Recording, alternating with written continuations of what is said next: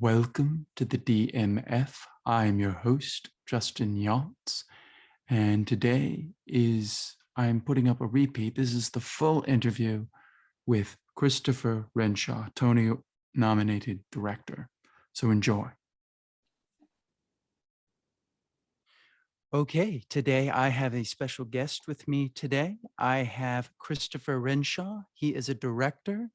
He is a Tony-nominated director.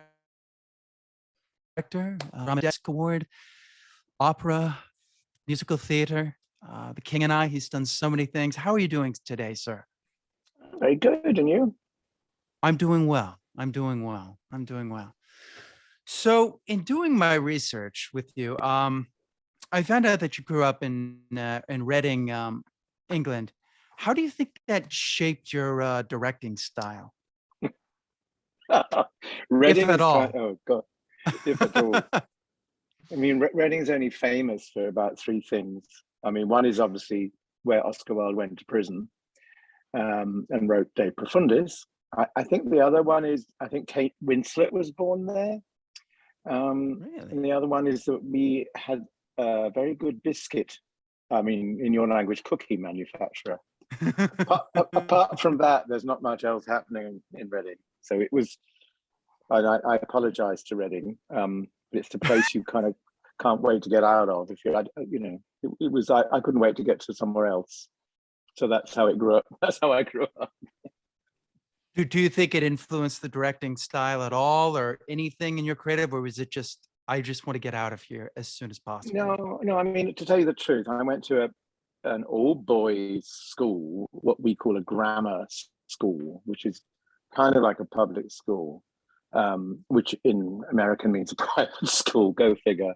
Are two languages that are so different. But I went to an all boys school where sports were obviously quite important. I was useless at them, so I was kind of forced into thinking of something else. So I suppose how it influenced me was it made me a sort of weak looking, scrappy boy, scrawny boy, think of other things I could shine in. So I learned to play the piano, I started acting, I even started directing when I was still at school. I was desperate to find my place, which is so interesting about that kind of awful education. You know, it kind of forces some people into other directions because they don't quite fit into the main direction. But I did do amazing things. I played Prospero. I played Jimmy Porter in Look Back in Anger. And I directed my first opera when I was 15 there. So I guess I can't be so rude about Reading. That's one of the things I was fascinated about, is that you did a look back in anger, because that's one of my monologues that I was given as is a look back in anger. we, my main reason was to show off and smoke a pipe on stage and say a four-letter word. That was kind of my big turn on, because God, then this was in the 60s. I don't know. It was. I don't know when he wrote it, but it was then still really daring. So I think I did it for shock value, actually, and then the local girls' school. Usually we were all playing the ladies' parts, real typical boys' school. So I don't know whether that happens in this country, but we had to wear our mother's bras and put rugby socks in them. Oh, that's hilarious. I mean, what chance does a lad have, I mean, today, I don't know if you would be able to get away with that, because it's so taboo now. Yes. We you would be raked under the coals for doing something like that. So I don't know. Maybe you could get away with that. It's interesting though. Look Back in Anger. When I read it, it's very I think it's very applicable to the times, what was happening, because it's like right after World War II. And I feel it reflects kind of the culture of like a changing of that. Do you think that's why it resonated so well in England? Yeah, there's the broken youth, the youth with nowhere to go. I mean, 'twas ever thus, and I wonder if perhaps the world has changed. Now, is there more places to go, more things to do, his famous line is, "There's no good causes left anymore." Perhaps there are good causes. I mean, it's weird he said that, but that was that post-war kind of feeling that it was the end of culture. Perhaps it is a better world now. I don't know. Perhaps there are good causes now. Interesting. Now, I wanted to backtrack a little bit. In doing my research, I found that you had polio, but you had it after it was no longer ruled a pandemic. Yeah. Now, you talked about losing your toys. Was that, I mean, for me personally, that would have been soul crushing. Was that soul crushing? Yes. It's one of those things when I go to therapy, it's a very good thing to bring up with your therapist. They love that one. But my toys were burnt because they might have been infected. Where have you found that out about me? I didn't tell you that, did I? Just doing research, sir. My job. Wow. Yeah, it was after polio was almost gone, and a few kids got it, and it was kind of weird, and it was very late, and I got it. I was completely paralyzed. Went to the hospital for. I mean, I sort of remember being there for 3 months or so, and yes, my toys were burnt. I mean, not in front of me. Oh, okay. All my little, that's good. all my little rabbits and teddy bears had to be destroyed. End of the world. But in return, I was promised a dog, a little puppy.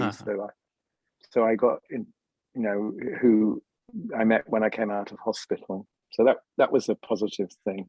So they kind of gave you that caveat. It's like, okay, get rid of the toys, but we're gonna get you a puppy. I was offered a train set or a puppy, and I chose a puppy. That's interesting. Now, you said when you came back from school that, because you had a rare blood disease and that caused you to go back to the hospital. And when you came back, you were kind of an oddball. You said that it was, you kind of discovered the arts as an escape from sports. Now, the thing that I was fascinated about was, it doesn't seem like it was the idea of doing sports that scared you. It's more the idea of not being good at it. Was that failing. The thing that was why you didn't really want to take part in it? Yeah, failure. And I think in those days, I'm sure physical education now has come a long way, but they were only really interested in the kids that were, winning or could go and win school trophies. And so the kids at the back, we used to hide in the locker rooms, and when they were doing diving, we used to go around in circles so that we'd never get. We had all sorts of tricks. But they go, wait, you haven't taken us yet. We got to go to the back of the line. And it was kind of a load of misfits at the back. And the other thing one doesn't want to be is one of the, I don't know the correct word to use, but I didn't want to look like a disaster, or there were awful words they used for kids at the back of the line, which are now not at all good words. But I thought, well, that's not acceptable either. So I've got to find something. So I've got to be clever at something. And so it was acting and playing the piano and the organ. So at one stage, I nearly became a church organist. So I was after anything that could stop me being ridiculed for being not very good at sports. Which I'm sure is a lot of kids. A lot of kids have the same story. I mean, even now, I'm sure that's one of the things. Absolutely. What was it about the organ that appealed to you? Because that's a fascinating instrument. I mean, there's a lot to learn there. Was it just the complexity? The power. I mean, the amount of noise you can actually make. And compared to the piano, are you a pianist? Do you play the piano? I do play the piano. I wouldn't call myself a pianist. I'm somebody who can accompany himself as he sings. I used to play I could sort of fake my way through Chopin, some of the bravura pieces, but I never had any technique, and my wrists used to hurt. because I was just bashing through, not using the correct muscles. With the organ, you don't need any muscles because it's like playing almost like an electric keyboard. So you didn't actually have that physical thing. You're not plucking. It's not a bashing. It's just so I could actually play the organ without hurting my wrists. Go figure. And I was very good at the pedals for some reason. The pedals of the organ I rather enjoyed. You know, I didn't have to look down. I learned properly. So now, kind of like driving, I quite like the pedals of a car. It reminds me of playing the organ. Yeah. Yeah. That's funny. So you were experiencing isolation at a very young age. Do you think that the isolation developed your vision for directing because you had to be alone, or? I think isolation sends you inward. So I suppose so. So you make up stories in your head. And I am quite a good storyteller in my work. And I suppose that as a kid, I didn't have anybody to play with. I didn't like my sister then, you know, and I had a mother, emotionally overbearing mother, and a nice dad, but, you know, it wasn't a loving experience. So I guess I was going inward and coming up with my own fantasy lives. So I suppose, yes, isolation produces other things in you. But I do envy kids who had a more fulfilling childhood. I hated childhood. Horrible business. Now you said technique kind of eluded you. What did nobody know? Because I mean, I assume you were playing by ear, Chopin.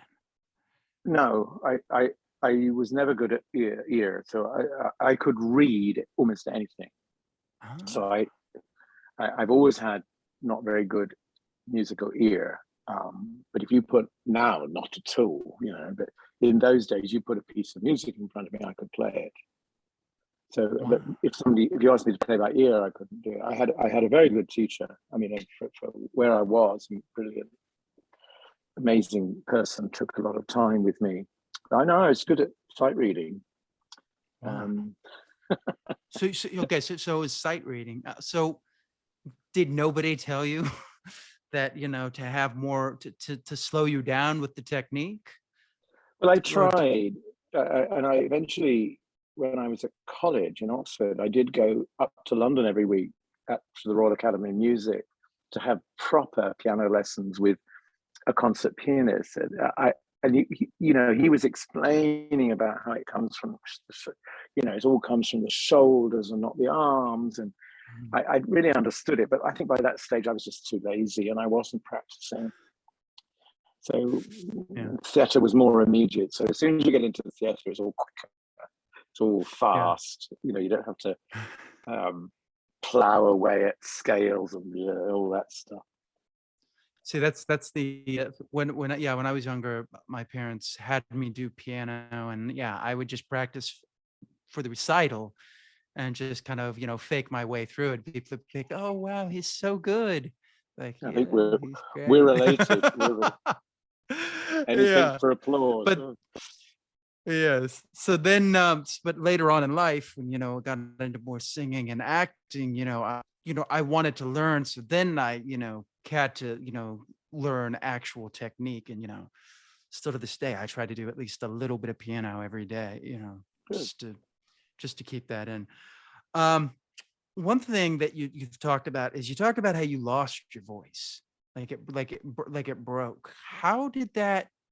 How did it break?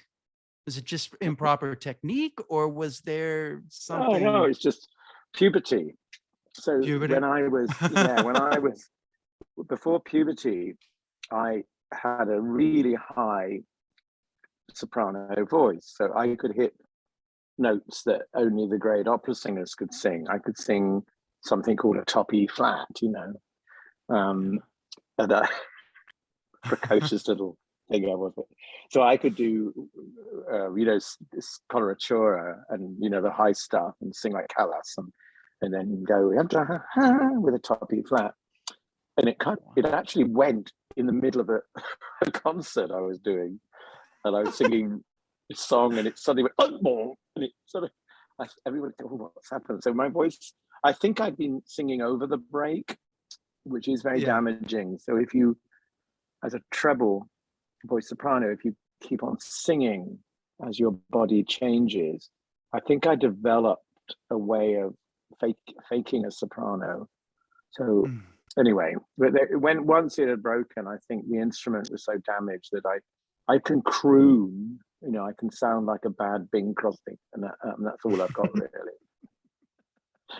So I thought, well, that career's over. Yeah, because you became you said a countertenor, which is interesting. That's when I went to Oxford. I desperately wanted to be in the choir. We had a wonderful choir that did recordings and tours, and I thought, oh, that looks fun. Can shine again and not just be a rather bad academic. So the only way I could get in was learning to sing falsetto. So like Little Mary Sunshine in Chicago. So that's what I did, and I wasn't very good, and I sang out of tune, but at least I got my first ever visit to America and sang in, what's it called, Trinity Wall Street, the famous church in Wall Street. So we did a whole tour of the States and sang at Yale, and I did recordings. Anything to survive. Yeah, because your mother pushed you. She pushed you into Oxford. Yes, I you just went don't know to where you're getting Magdalene. Magdalene. Yeah, Magdalene. Yes, It's as a Magdalene, music student. Magdalene. Yeah, it's Magdalene Cambridge and Magdalene Oxford. Go figure. Yes, as a music student, and I was very bad. But you said you had a personality. That's what kind of led you into it. Yes, which gradually left, because I was terrible academic. I wasn't very good in the choir. And I suddenly felt, oh my God, this is all running away from me, and I'm going to be an also ran and end up, which is no bad thing, but teaching music. And, I thought, I can't have this. So I decided to direct and conduct an opera, which is what I decided to do. And I guess I've talked about this before. You're going to know everything, aren't you? Yeah. I didn't know I talked about it. So I directed and music directed one of Benjamin Britten's church parables in the main church in Oxford, and I got a national review for my direction from the Daily Telegraph, and I said, all right, that's it. I'm going to be an opera director. And packed everything else up. That's a true story. And now, was everybody understanding about that when they saw that? Were they kind of like, oh yes, go do what that? you mean well, yes, your parents? Parents, yes, because I wrote to every opera director in London, and a lot of them were gay gentlemen, and this precocious chap from Oxford writes to you and says, I'm 18, I want to become an opera director, can I meet you? So I had many invitations for lunch, which I used to go up on the train, have lunch, have 2 bottles of wine, and come back. And it was I met everybody, and I must have had something. I mean, I didn't know anything, but so you're like networking. You were networking without social media. Well, what could you do in those days? We didn't have internet, so, and the Brits love having boozy lunches, and I mean, so there was this 19-year-old, and I think I met everybody in the opera business then, and then they invited me to rehearsals, and then immediately I left Oxford. Even before, I was offered a post at a wonderful festival called the Glyndebourne Festival, which is terribly prestigious, and I went off there, and I hadn't a clue about anything. I mean, I really didn't know. and I never Do you trained. So did the not knowing, do you think that gave you a vulnerability, or were you somebody that kind of covered it up with either arrogance or no, I know what I'm doing? yeah, fakely, fake. I remember the only thing that sticks out is can you go and check what the tab cue is? And this is my director telling me, what are the tabs? What's a cue? And I'm sure I asked a helpful stage manager who said, because the tabs are the front curtains, and a cue is when they, oh, got it. So on we went, And I was arrogant, brilliant, probably in a personality way, but really learning on the hoof. And I mean, to tell you the truth, I was nearly fired after my second festival. Peter Hall didn't like me very much. Thought I wasn't quite his type. So I had to sort of start learning again, really, and retain what I could of the push and the drive, and actually learn some technique. Interesting. So you learned on the job. Yeah, and I've been often heard saying to young directors, "Oh, that's the best way to learn. Just do it if anybody will let you." And I sometimes regret saying this because I think training is also very important. And I'm not very happy when an actor hasn't been trained. So yeah, perhaps that's just bravura, but I never trained as a director. Never. Interesting.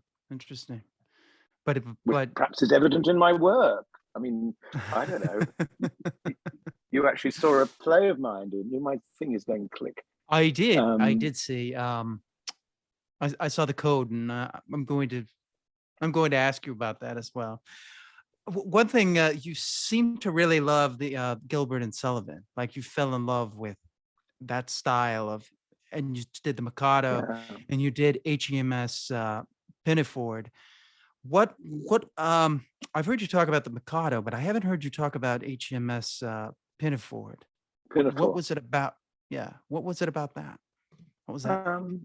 But the whole of the, are you familiar with the Gilbert and Sullivan? We kind of grew up on them, and that's when I had my mother's bra on and rugby socks. I played Mabel in the Pirates of Penzance. They were part of our culture then, pre-war and post-war, Second World War, Britain. It was part of our fabric. And at that stage, they were immensely popular. They were, the amateur operatic societies. Everyone was playing Gilbert and Sullivan. There were companies that only did Gilbert and Sullivan. So it was really part of the British culture. And what was fun was to get hold of them as a young rascal and sort of twist them around a bit. So that's what was exciting. I mean, the Pinafore, I just enjoyed because I was taking the how can you say it here, taking the piss, taking the mickey, making fun of the royals, and particularly Prince Charles. And so I had everybody delivering it and all that, which was then very, it was funny, and it hadn't been done then. So I just like taking something that was totally in my heritage, my mum and dad, and everybody knew Gilbert and Sullivan, and twisting it, and just making it more into music theatre rather than operetta. And that's actually how I first got noticed by Cameron Mackintosh, who saw a production of mine and said, Chris, you shouldn't be doing operas, you should be doing musicals. So thank you to Cameron. Yeah. Do you think, because you've talked about the vision, do you think that your vision started with Gilbert and Sullivan? Did that give you that the deconstructing the classics, as you would say? I think that's a fair thing to say. And I think when I did The King and I don't know. I mean, I think what happened when I moved away. In opera, as much as I used to love it, all you could really do is make it look weird and set it in a ladies' toilet, and everybody raves about you. I mean, that's opera. I was never any good at that. I did enjoy reversing the Gilbert and Sullivan and trying to get at the real cultural hypocrisy that it had. I don't know what. Yeah, perhaps it did. I mean, The King and I, which obviously changed my career. I went to live in Thailand for 3 years, 3 months before doing it, and I think when I did mine, it was so authentic and respectful of another culture. That's what made that very famous in the 90s, which is almost the reverse of Gilbert and Sullivan, where I'm making fun of a British culture because I'm British and I can, and I'm allowed to. Whereas when I tackled The King and I was so in awe of the Thai culture that it was almost reverse. I was almost honoring it and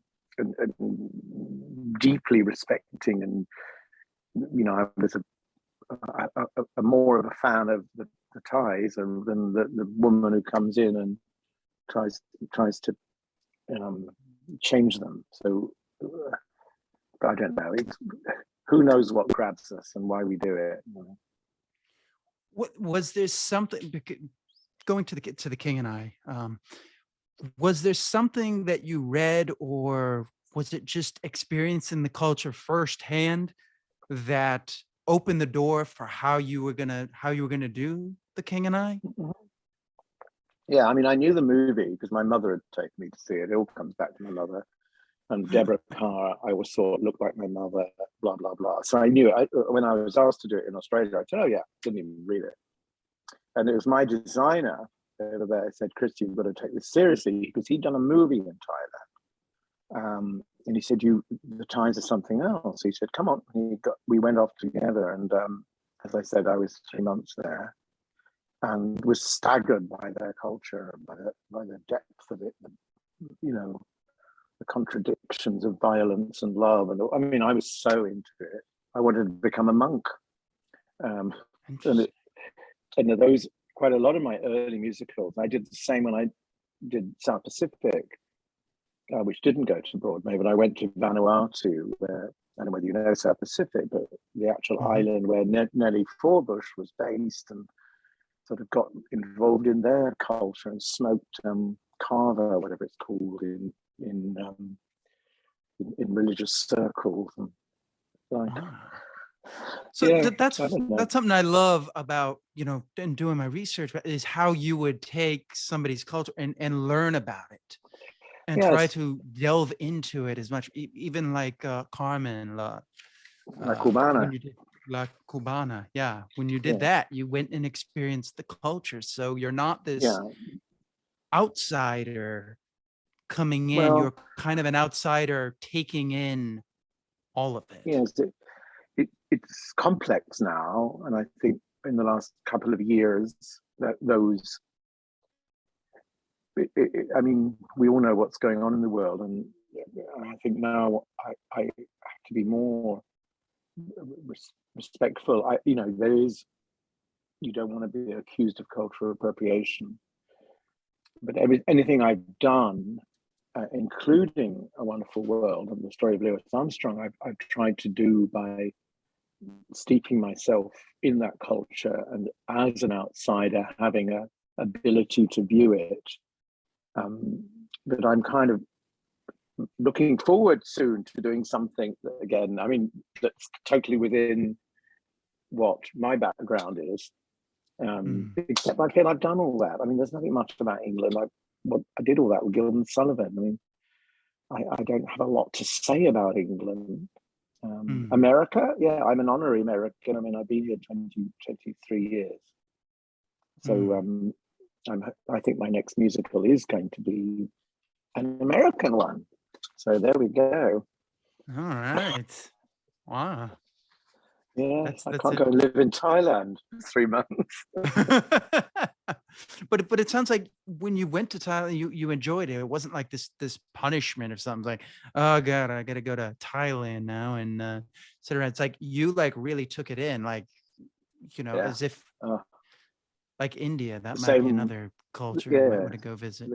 The, the same with Cuba. So when I did the Carmen in Cuba, it was, I mean, the same kind of full-on experience, and that's why my Carmen La Cubana, which has been everywhere with a Cuban cast, I really want to bring back, because I think Cuba is still a country that needs authentic representation. Wonderful people, dreadful government, but there's something about those people that. So I'm really hoping I can bring that back soon. It's played Paris, London, Berlin. It's played Shanghai. I'd love to bring it to America. I think, yeah, no, I think it would play well in America now, especially with everything that's going on. I mean, I think Yeah. this would probably be the time to do that play, especially with West Side Story coming out and Yes. them taking that. I think it would really play well. Now, I wanted to backtrack a little bit to Australia, because you went to Australia. What is it about Australia, and you're not the first person I've heard this from, that it kind of feels refreshing? Is it just a freedom that is not there in England that Australia Yeah. has?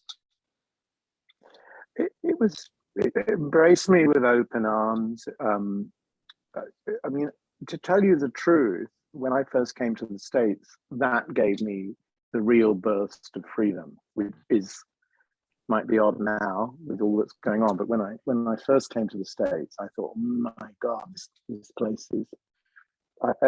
It gave me a rush of excitement. I mean, real typical Brit going to New York. Mhm. Australia is like a version of England, but far more open, kinder, not up its own backside. And it was the first place that really treated me like a full grown-up director. So I did about 12 operas at the Sydney Opera House, and then did 4 musicals. So I owe everything to Australia. It's a lovely, lovely place, and I've always considered it my second home. I went just before COVID, I think, but I'm not sure I'd ever work there again. I mean, I will if I'm asked. But they're also changing in a way, and Australians are becoming more developing of the talent they have within their own communities. And I think they should go through that a little before bringing foreigners in. Yeah. So I was they seem to be more open to ideas. Yeah.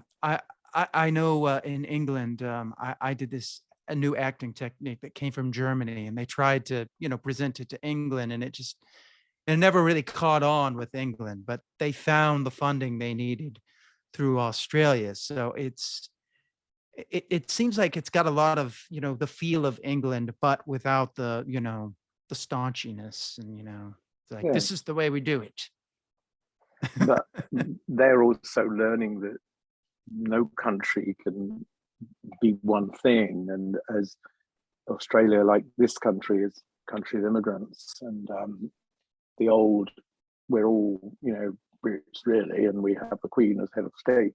It is going to go, because I think we all over the world have to accept that we are a mobile people, and we come to countries. And I was watching that happen in Australia, and get more and more inclusive of the immigration that's happening there, which I think has happened in England too. I'm watching stuff on Netflix from Made in Britain. God, it's grown up. It really is a very grown up culture, and so inclusive. And when I went back there in January, I was amazed at how England's come on, or the United Kingdom has come on. really a little further ahead than we are here in terms of inclusivity. I think Yeah. I felt that. Yeah. No, I would agree. I would agree. Um, yeah, no, it's interesting. Yeah, a lot of things are all happening at the same. I mean, you can see the parallels even in the politics of, Yeah. of all the countries. It's like they're kind of going through the same situation here, this sort of divide, and it's you can see the two sides, they almost resemble each other in some ways. Um, interesting thing because you talked about you found a real confidence in farce. Like that gave you a confidence through um but you all right. Talking a little bit about Cameron McIntosh. You do he courts you to do a play. The play is called Cafe Puccini. What why do you think that? I mean, because at that time you had the Phantom that was not received well when they were kind of I'm a little mixed on the thing. It wasn't previews. It was just kind of like what was Andrew Lloyd Webber has his own festival that was it. in a church in his grounds where he previews all his stuff, and he was working with Cameron. Um, and I think my show was an idea, I think, from Andrew about the life of Puccini or something, with actors singing Puccini. And as far as I remember, I helped conceive it, and we did it at Sidmonton the year that he was only showing the first act of Phantom. Yeah, that was it. And the first act of Phantom, I remember it now very well. But my show was, oh God, everybody was saying, this is the one. So this Yeah. stuff achieved. Went straight to Wyndham's and then closed in 6 weeks. So there you go.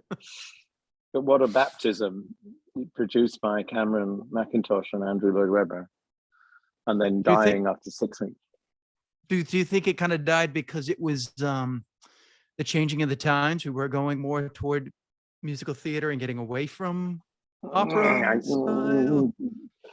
Well, as far as I remember, the critics really complained that actors were singing Puccini and not opera singers. So I loved it. I loved the way the actors did it. One guy, God, he was a very young singer, but he was singing the famous Nessun Dorma in English, and I thought he sounded fantastic. And I'd worked with Pavarotti, but suddenly to hear an actor singing this, I liked it more. But the critics were then very snobby and said, actors shouldn't sing Puccini. I also think I was a very young director. Come on, I don't know. I can barely remember it. But it's the great warning. I know you're an actor, from workshops and going to the stage, the real stage. Workshops can be so deceptive. So you do a workshop, 3 weeks rehearsal, no set, blah, blah. It feels fantastic. But lifting that into the real world of theatre can be very deceptive.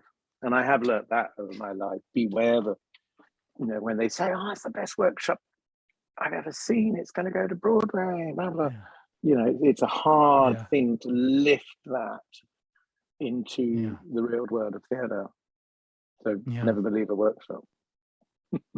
Yeah, no, it's true. It's kind of a trap that can get put on you. It's like, oh my God, it's just the most amazing thing ever. And then you put it up, it's like, what was that? That wasn't. And then they're like, it's not. Oh, that wasn't as good. I was fascinated when you were talking about producers. You talked about John Frost, who produced The King and I, and you said he was fantastic because he really, just let you kind of do your thing. Was that a revelation, or was that something you were used to? Or well, Frost, who became a very wonderful friend, and he's had a wonderful career in Australia and has got Tony Awards. A lot of his stuff has come here. He was like a Cameron to me. Cameron was much further along the line. John was a wonderful, open-hearted enthusiast for the world of theatre, knew his musicals backwards.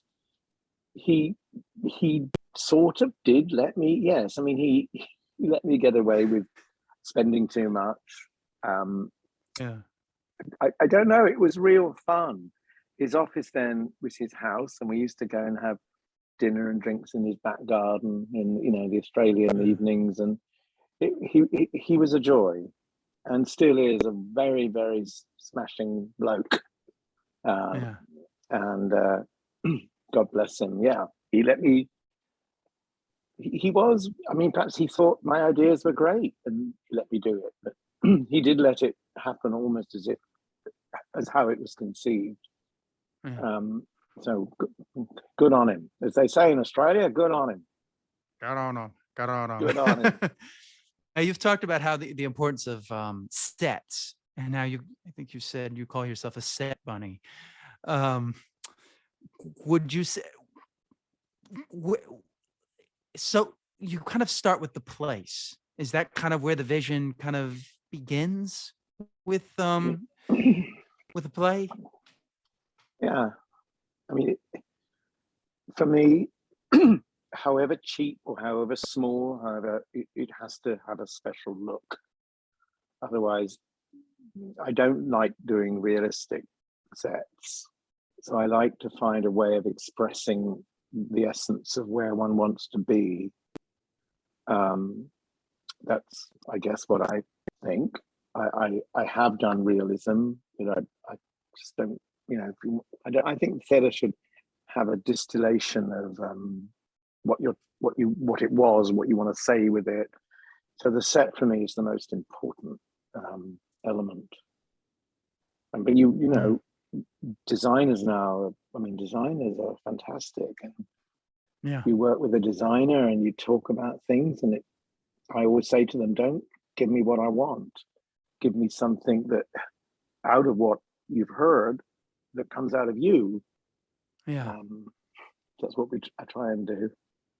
Interesting. So it kind of starts with an idea, and then you kind of want the set designer to kind of bring in his own feel to it. So you're kind of managing all these different elements that are going around.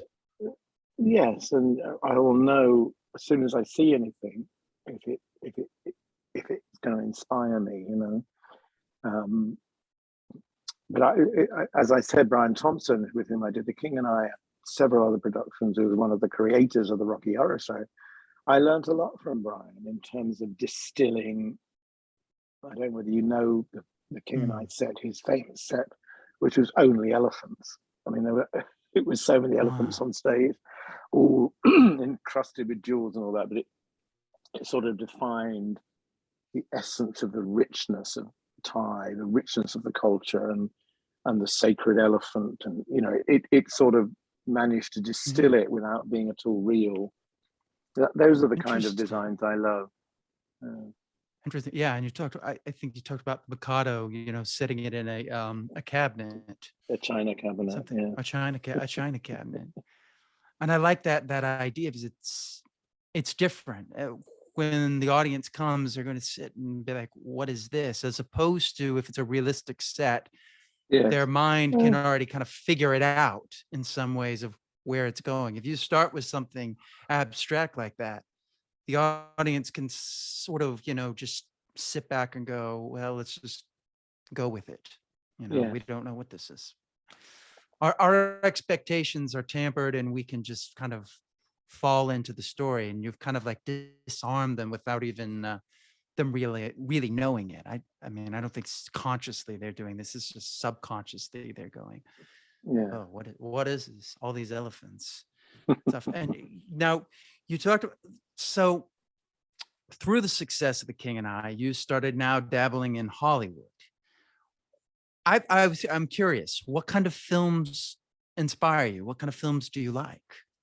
Oh, I'm a great film guy. I never thought I would ever direct one, and strange enough, I haven't. After The King and I, which was a very filmic production, I was invited over by Patrick Swayze, actually, He said, I Really? want you to, yeah, it was an amazing time. And I moved, I bought a house and I bought a sports car. I did the whole thing.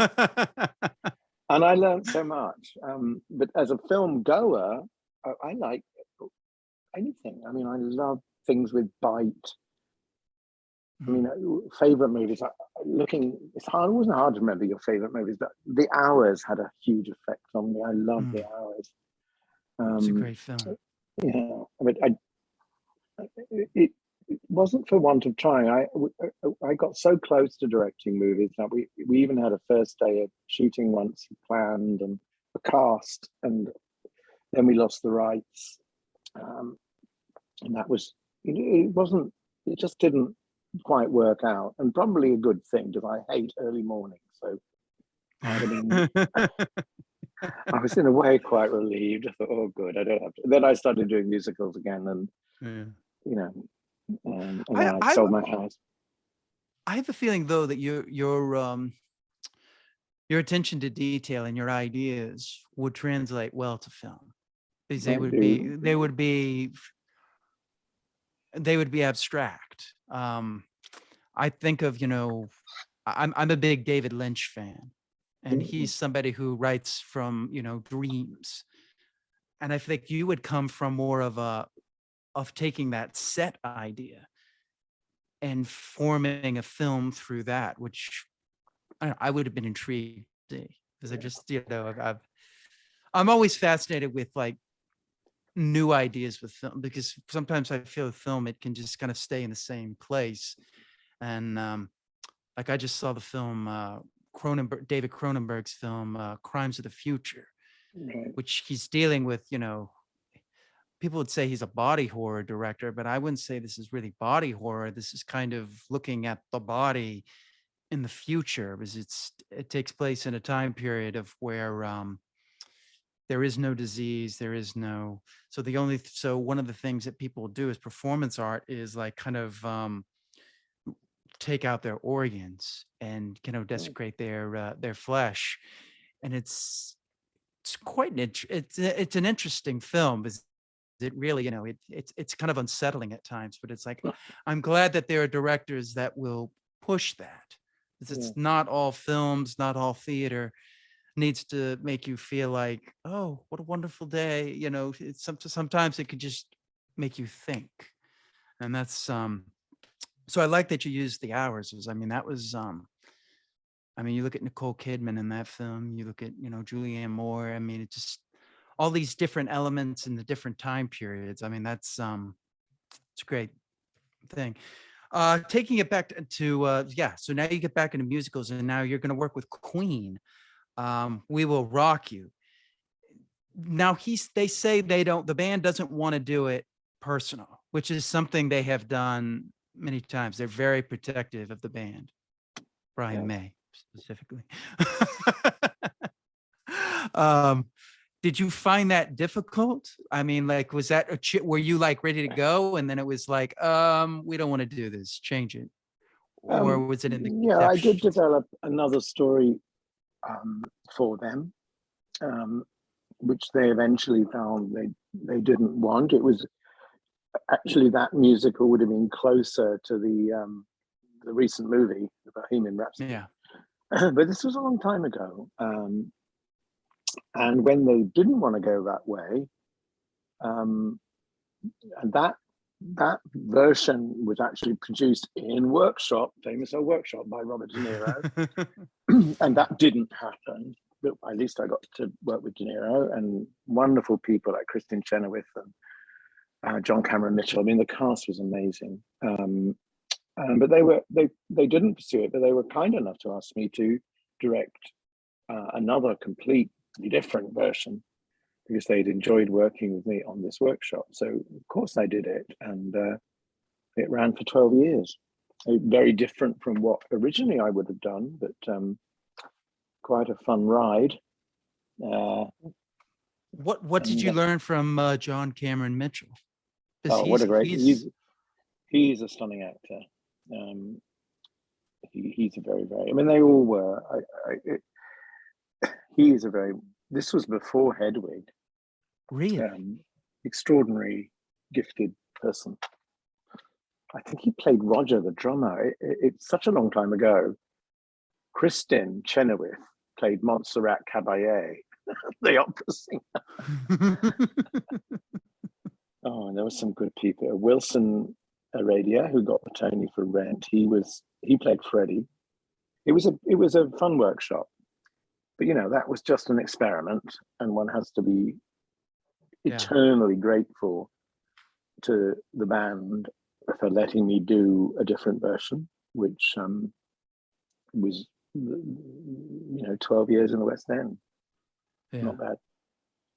What was Robert De Niro's feeling about it? What did he like?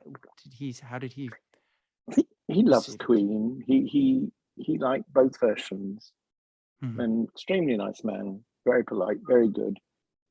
A little bit terrifying, but not actually not. Just a very, very nice person, I thought.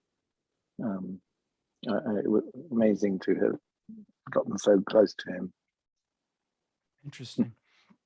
Now you do Taboo with Boy George. Yeah, my idea went off to see George, met him, and happened really quickly. A brilliant workshop, which actually was produced in London 9 months after that workshop. So I think that's a record. And you brought it, and you did it like in a disco. I wanted to. The first one was in a vault of a church in Leicester Square that had never been used as a theatre.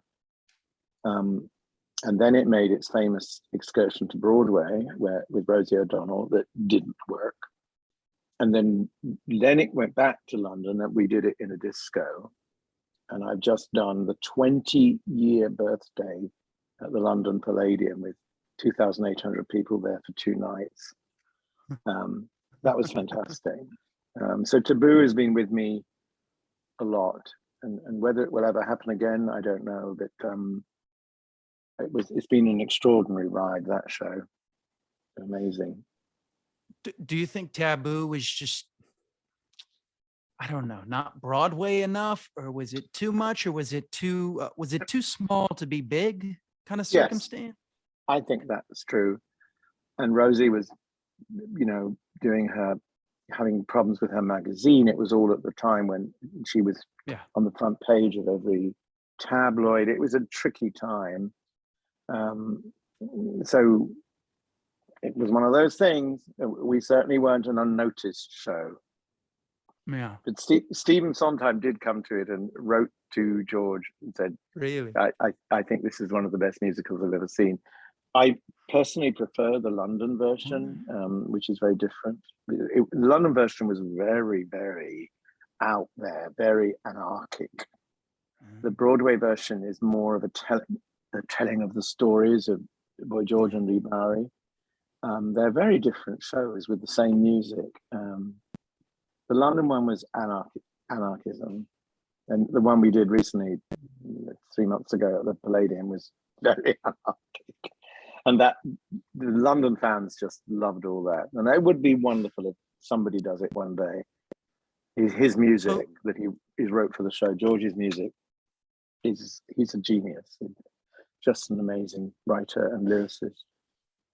Do you think it would have worked better if you had just leaned more into the anarchic style in the abstract style, or do you think it just would never have gotten seen because you would have producers going, "What is this? This doesn't make any sense. I don't get it." It might have. You see, then it wouldn't have been. I mean, look what's happening now on Broadway with The Strange Loop getting the Tony. It wasn't. Yeah. It wasn't then. It wasn't 2004 that could have happened. But perhaps if we'd have started it downtown or Manhattan Theatre Club, or it could have had a different life. But so what we did was a more palatable telling of those extraordinary times in London. But I mean, who knows? Yeah.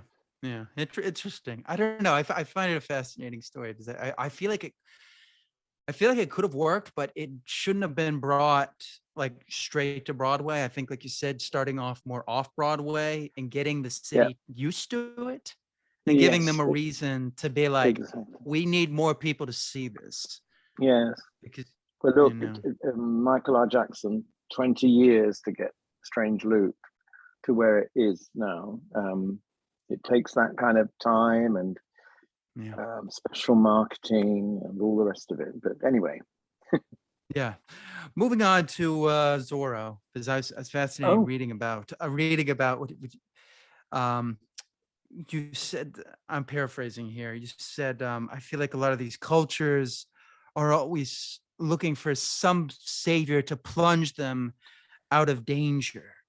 And the thing that I kept when I read that, I started going, it's very similar to what's going on. I think with superheroes today. I mean, Zorro is kind of the first, in some ways, you could say the first superhero to yes. take that, the savior. And I was thinking about the parallels between that and religion.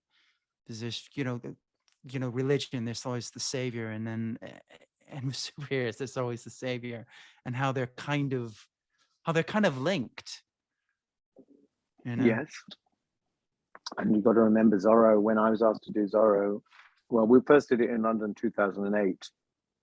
And a gentleman called Barack Obama had just been elected president of the state. So I was very much thinking of that and thinking of it, Yeah. a savior, yes, who, yeah, I mean, you're right. Even Mr. Jesus, look at his sense of equality, Yeah. and, so cultures are constantly searching for saviors and they reject them. Yes, that's the funny thing. Yeah, we don't really learn from history. If No. history teaches us really anything, you find that we really don't learn from it. We just Yeah. continue to make the same It just mistakes in goes round in different circles. things. It's just a big circle. Yeah. Because in that same interview, you talked about gypsies, and you said that their access to fire and passion is something that you don't see in the British culture. I would dare say also in the American culture. Do you think it's because it's too uptight? I would say both are Yeah. in need of fire and passion, because we don't really allow for expression to be in. We kind of want everybody to kind of conform, not necessarily. It can be clothing and style, but it's more conforming to just the way you behave in public. I Mm. think is something that I think gypsies are more, when you're open to fire and passion, there's nothing stopping you from just taking this, thing over here, just slamming it off the table and just, jumping onto the table and dancing or something, which in this culture and in, I would say in British culture, would be frowned on. If you did that in a restaurant, you just slammed all the dishes off and just jumped on it. Unless Yes. you're Richard Branson, who is known to do stuff like that. Yes. So I thought, I'm very attracted to cultures that take risks. Mm. yeah. Do That's, do you find do you do you find America and Britain to be too analytical? um, I know that's a broad question. it's a very broad. I don't know. There's so many Americas now. I don't know how. And I said earlier, going back to my own country, it's changed. I don't know. Um, I just want people to move on and embrace the world as a fantastic Yeah, unit. And I mean, that I don't know about this country. I mean, I'm still attracted to this country, yeah, and I've met great people here. Um, I can't really answer that. I mean, yes, I mean, therapy. Even I've gotten into that now, analyzing everything. Can't really answer that.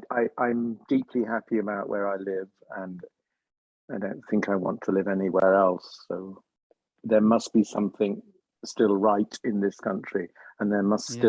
there are wonderful people around. Interesting.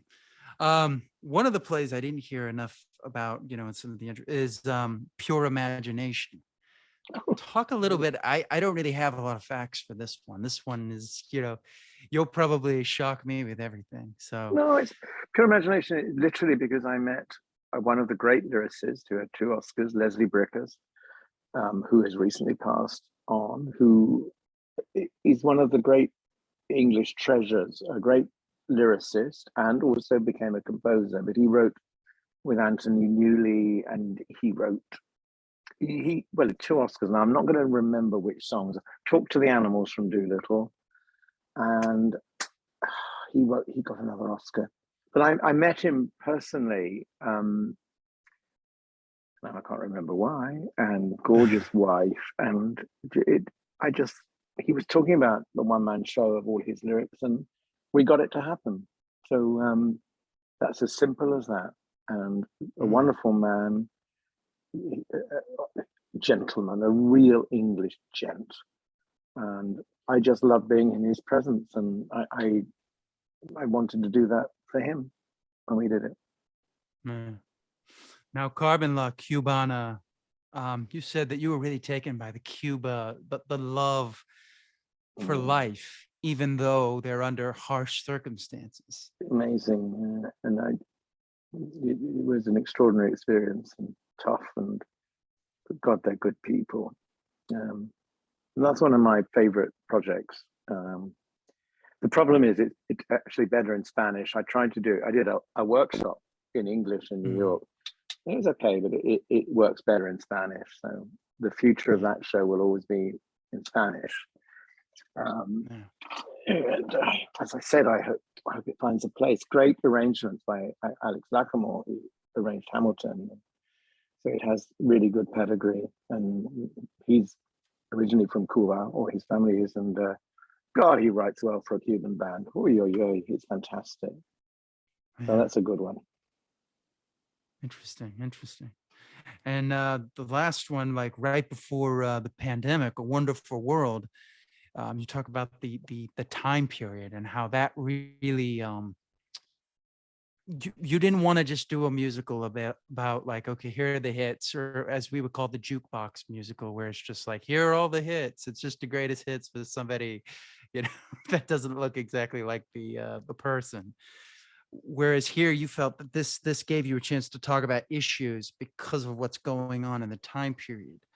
Yeah. Talk a little bit about that show. Well, I originally felt the subject was too big.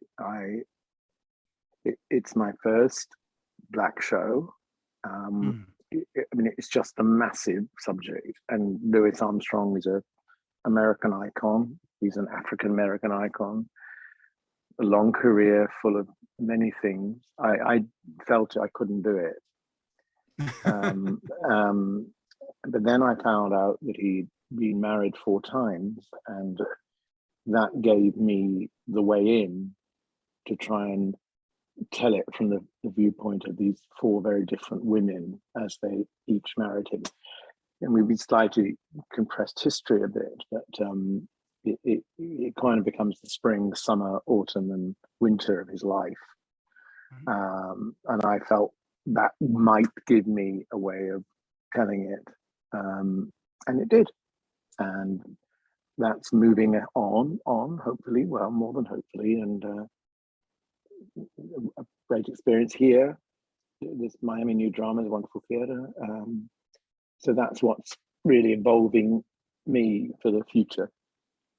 Yeah. I'm just hoping it comes together and sees the light. Yeah, but that sounds like that would play really well. I mean, when I was looking at it and I was watching, some of it,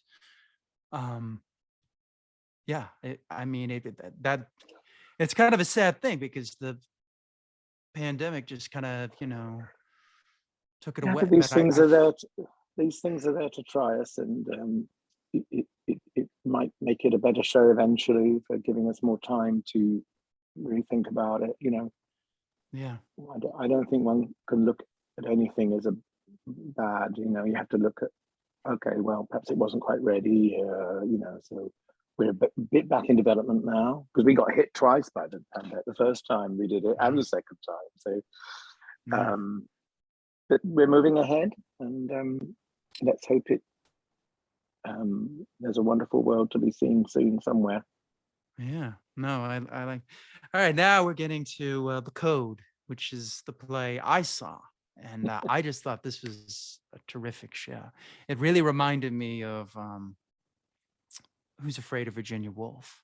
Really? In that, Okay. all four of them kind of like bickering. I could see Martha and everything. What? Tell me about your experience doing that play. Oh, it's lovely, because Michael McKeever, who wrote The Code, was in the first A Wonderful World. We were very, he did a small role. I mean, did several roles, but he had a great time. I had a great time working with him. We became friends, and sort of we met. And so I said, "Well, have you got anything at the moment? I feel like doing a small play." He said, "Oh, I've just finished." Simple as that. I read it and really liked it. And I did a reading for Palm Beach Drama Works on Zoom. And it went very well, in which I met Tom Wall, who was playing Billy Haynes. And it just kind of happened. And Michael came up with the idea of doing it at the Foundry, which I was a bit nervous of because, I knew they did lots of very sort of explicit content. Yes. Ronnie Larson, who's a force of nature and a really nice guy. He really is. He got it there, and they worked hard, and it was a without any problems, all pleasure. Really enjoyed the cast, really enjoyed working with Ronnie. I loved his approach to the audiences. It was kind of being like reborn, because I've done so many big stuff, and suddenly to be that, I was buying the props, I was the kind of acting as production manager, and I really enjoyed it. And seeing Ronnie going out of that house, pouring out glasses of white wine and warming the audience, I just think it was fun. And he's almost, he's performing when he goes out there. It's like, oh, look who's here in the audience. We have this person here.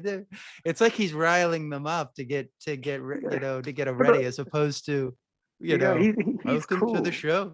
Yeah, and I told him I would love to work there again, and I've just got to find something that he feels can bring in his house. And I think it's good that they're not always doing explicit stuff, and they can. There's a place for that. I'm not against it, but nice that he can vary it a bit. And the audience seemed to love what is basically quite a serious play with The Code. And it's funny that it's not a no flesh in sight. And he's had a good response from the audience, and they're looking forward to mixing their rep. I would like to see that, because I feel like their audience can handle that. For a long time, he was very against that. And I saw The Code and I saw the response to that, and I was like, okay, this is good. They need to do more straight theater. Why not? With obviously a gay theme, and those two theaters, I think the one up next door, Island City, I mean, they have a kind of gay policy, don't they? I don't know whether they. They're both kind of they both lend themselves to that style of gay. Look at where they are, but gay themes are universal. So no, I really look forward to going back there, and I just had a really nice time. And of all the shows I've ever directed, I saw The Code more often than I've ever seen any of my other shows. Even with the travel, I loved going there. It kind of gives you, it reinvents your original love of making theatre and just getting up and performing and hearing people laugh. And so it did me a lot of psychological good. That's good. Now, did you come up with the idea of the set?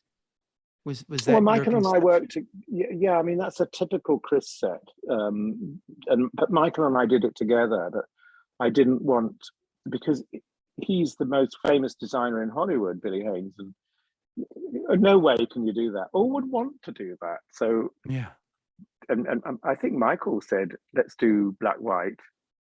And all I wanted was to make it look like a black box. So we went to Home Depot and got all those bricks and painted them black.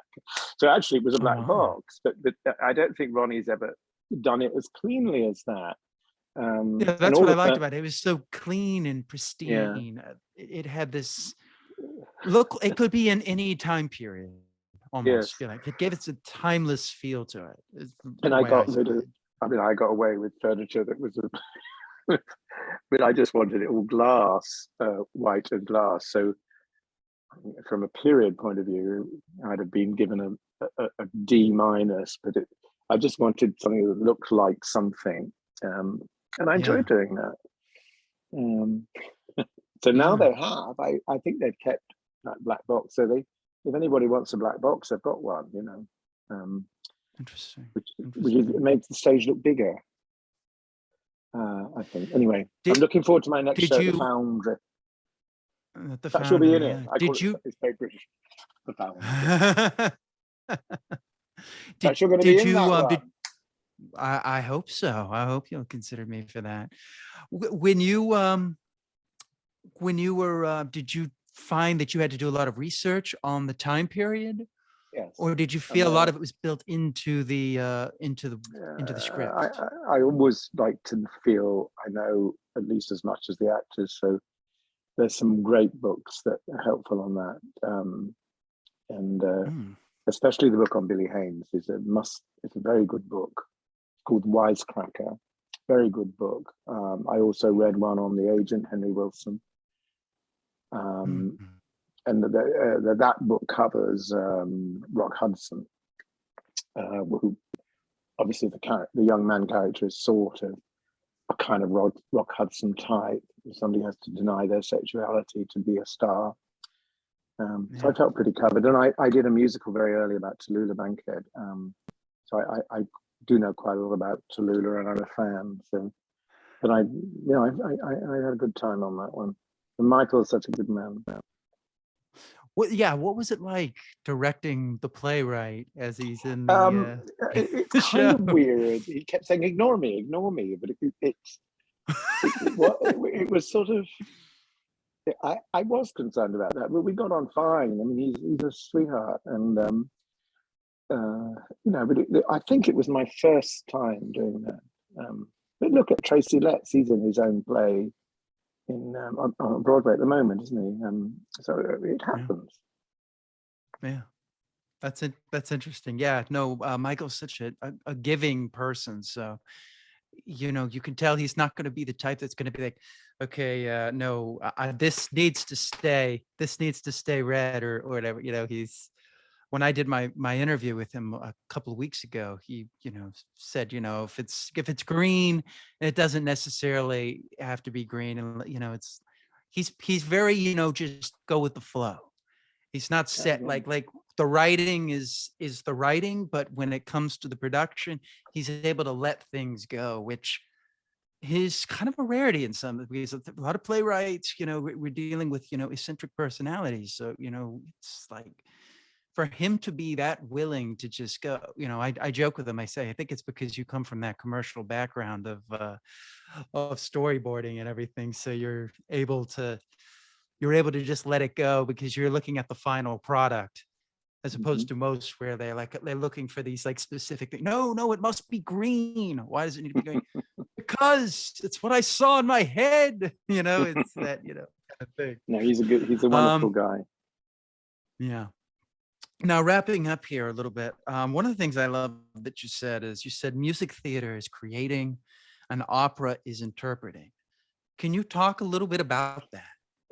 Or is this too far gone? Or am I talking about something like for the 80s and you're like, "Wait, I'm not gonna remember Um, that." it's how I feel. And I think I mentioned earlier that in opera, I mean, certainly when I was around, and this is a terrible generalization, and to all my opera friends, I would say I'm so sorry, but at that time, it was how outrageous you could set it. So I couldn't do that.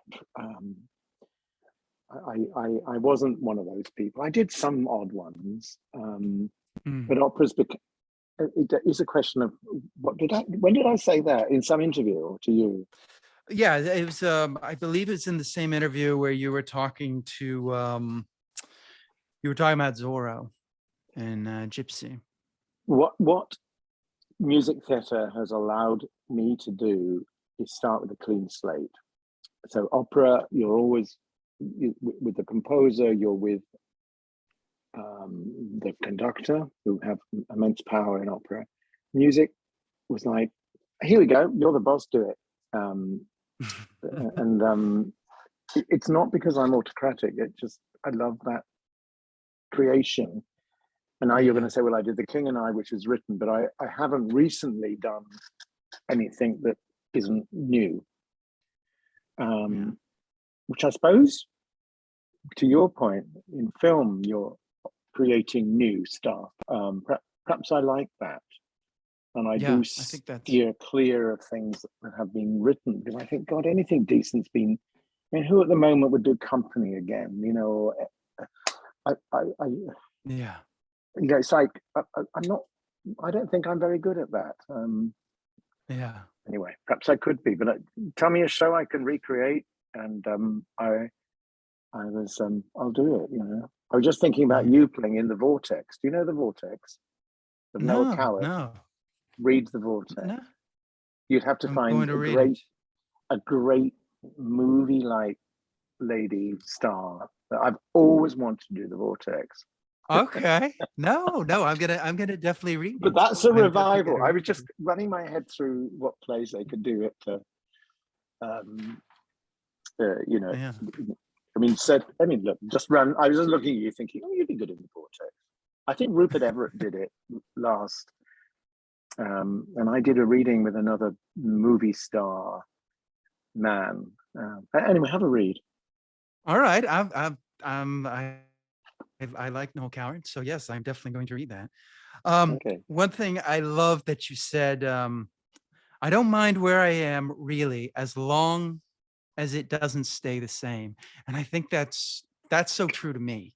I don't want to, you don't want to be, I don't know, maybe this has changed with something, but it's like, I've noticed that about you. You know, you have your English, when you were in England, then you went to London, then you went to Australia, then you've been in New York, now you've been in LA, now you're in Miami. I like that you've moved. I mean, Thailand, you seem to always want to be adding more to the, you don't seem like somebody who's just going to sit back and be like, it's enough. Unfortunately, I'm getting older now, so I think, oh God, I don't know where else to go. And I'm amazed I said that. Antarctica, here's the next one. There's no life there. It's kind of funny. Like if you there really isn't any country in Antarctica. It's just Antarctica, the continent. And there's not nobody really wants it. So there's no countries fighting over it. You know, it's like the only place it's just Antarctica. Yeah. We don't have cities or borders. So perhaps let's do The Vortex in Antarctica. There you go. Couple of seals as an audience.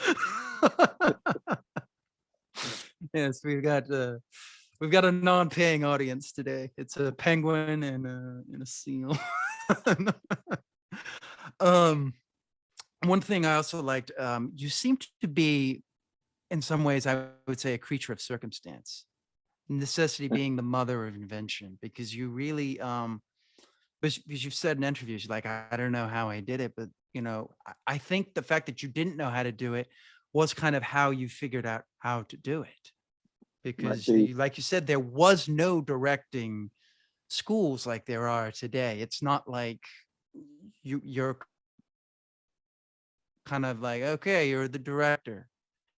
Okay, what do I do? Might be. So, yeah. I like producing, directing. You know, the old thing of you're kind of half a producer, half a director. Creation. Yeah. I don't think I would say that again. I think one's got to be more careful these days. Well, probably. What you have to be careful about everything nowadays. I mean, you could misinterpret absolutely anything. Indeed. I think that's the frustrating times that we're living in. Is like we're not looking at the interpretation. We're just looking at this is what was written. And it's like, yeah, but what was he exactly saying? What is the meaning behind it? You know, the words are words, but it's the meaning that makes them something, you know. I don't know. That's what I would say to that. Almost wrapped up here. American training versus English training. One of the things that from doing my research with you is you talked about, you really love the American training, especially when it comes to musicals. As you said, they're really singing and they're really, it's interesting because I find with the American training, the thing that lacks that the British training really has is their development of the instrument, the voice.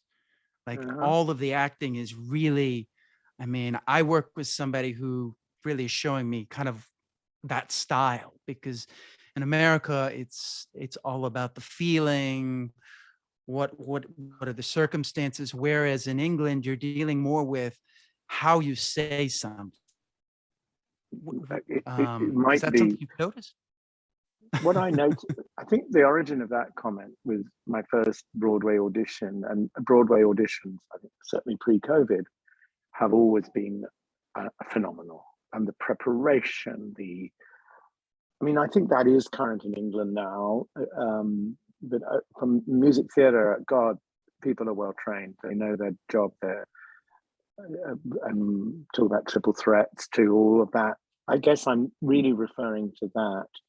And it's always been impressive, the American application to the job they're doing. And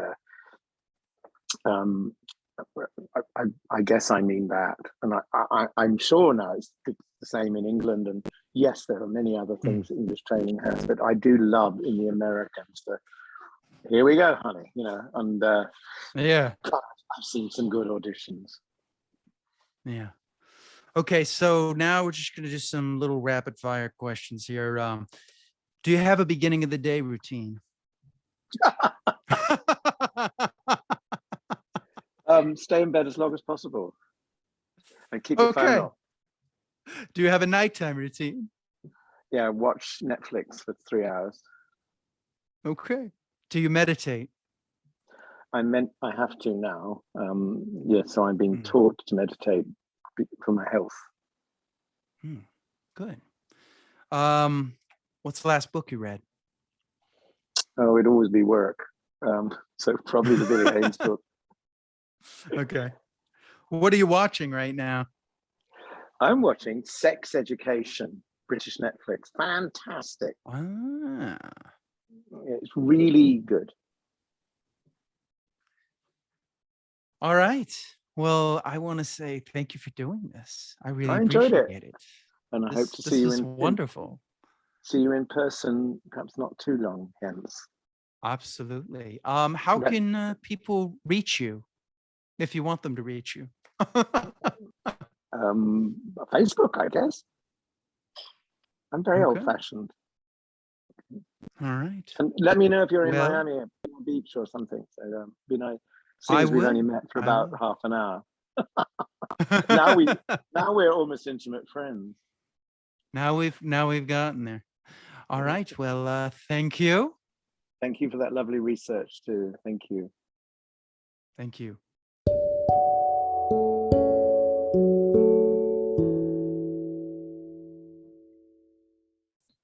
Okay, that about does it for my interview with Christopher Renshaw.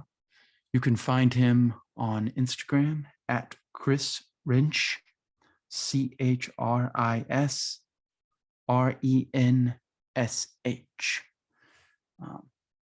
Yes, and I want to thank Christopher Renshaw for doing this interview.